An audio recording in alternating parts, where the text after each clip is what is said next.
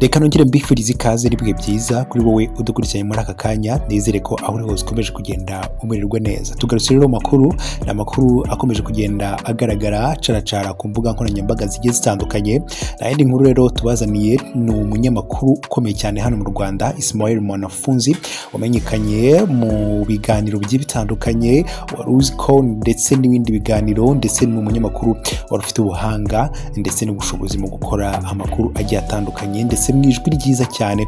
Uyu munyamakuru rero akaba yahuye n'ikibazo gikomeye cyane nyuma y'uko yari afite chaîne ye ya YouTube yitwaga Ismael Mwanafunzi Talks. Ni YouTube channel yari afite. Iyi YouTube channel ye ikaba yaje gusibwa ku rubuga rwa YouTube. Ni inkuru yaje kubabaza abantu benshi cyane kugeza ubu ngubu. Abenshi bakaba bakomeje kugenda basacinga iyi YouTube channel ye ku murongo wa YouTube, ariko ntago iri kugaragara. Mu by'ukuri rero ikaba yahawe ibihano cyangwa se yasibwe na YouTube. Ni byinshi tugiye kuba tugarukaho kuri ibi byose. Ese ni impamvu YouTube channel y'uwo munyamakuru yaba yasibwe, dore ko hari n'izindi channel zigiye zitandukanye za hano mu Rwanda cyane cyane zikora ibyerekeranye na politiki n'umutekano na diplomasi zikomeje kugenda zibasirwa ku buryo bukomeye cyane. Yaba hiriye impamvu byose tugiye kuba tubigarukaho. Ese Ismael Mwanafunzi niki yabitangajeho ku byerekeranye na channel ye yari imaje kugira abantu basaga ibihumbi 400 bose rero akaba ari abakurikiranaga ibiganiro bye. Ni channel rero yazamukaga umusubirizo kugeza amagingo ngaya. Rero hari byinshi bikomeje kugenda bivugwa n'abagiye batandukanye ndetse n'abagiye bahura ikibazo kimeze nk'icyo Ismael Mwanafunzi yahuye nacyo. Ngo hayi ikaze, ni ibivugwa trends, ni amakuru abagezweho. Nyamuneka nimba ugaragaye hano bwa mbere kanda subscribe kugira ngo tujye tubasha kubana mu makuru n'ibiganiro tugenda tugutegurira. Ikaze nanone. Na yindi nkuru rero reka turambure aya makuru neza ubashe kumenya imvu n'imvano y'ibi byose byabaye ku munyamakuru usanzwe ukorera RBL. Kugeza ubu ngubu rero Ismael Mwanafunzi wakoraga ibyegeranyo bigiye bitandukanye acisha ku rubuga rwa YouTube ye, rero iyi YouTube channel yahuye n'ikibazo gikomeye cyane, aho rero yasibwe burundu, aho rero abenshi bakomeje kugenda basacinga iyi YouTube channel ye bakayibura ndetse n'ibiganiro bakurikiranaga bakabibura. Uyu munsi byaba byatewe n'iki?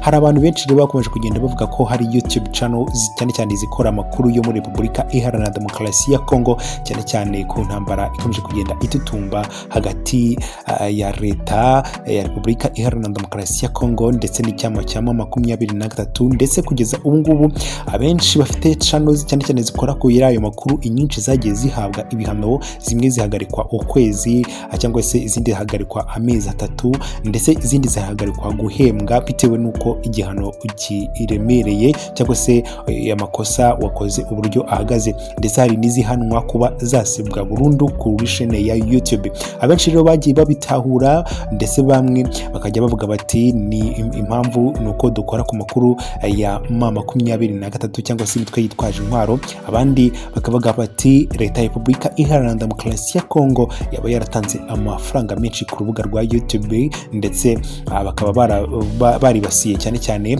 abanyamakuru ba hano mu Rwanda cyane cyane bakwirakwiza amakuru y'ibikomeje kugenda bibera muri Repubulika Iharanira Demokarasi ya Kongo. Yaba ariyo mpamvu iyi YouTube channel y'uyu munyamakuru ukomeye cyane hano mu Rwanda Ismael Mwanafunzi yaba yafunzwe, kuko nayo yakoraga cyane cyane inkuru zigiye zitandukanye zigaruka ku mutekano na diplomasi mu burasirazuba bwa Repubulika Iharanira Demokarasi ya Kongo. Abenshi rero bahamya neza ko ariyo mpamvu, ariko kandi kubigerekeranye n'icyo we Mwanafunzi we yavuze kugeza amagingo ngaya yirinze kugira icyo abitangazaho bitewe n'agahinda afite kugeza amagingo ngaya. Ngayo nguko nuko rero byandegendekeye Mwanafunzi Ismael. Reka tumwihanganishe ku kibazo yahuye nacyo, kandi tumusengera. Hari igihe ishobora kuba yanagarurwa, byose birashoboka.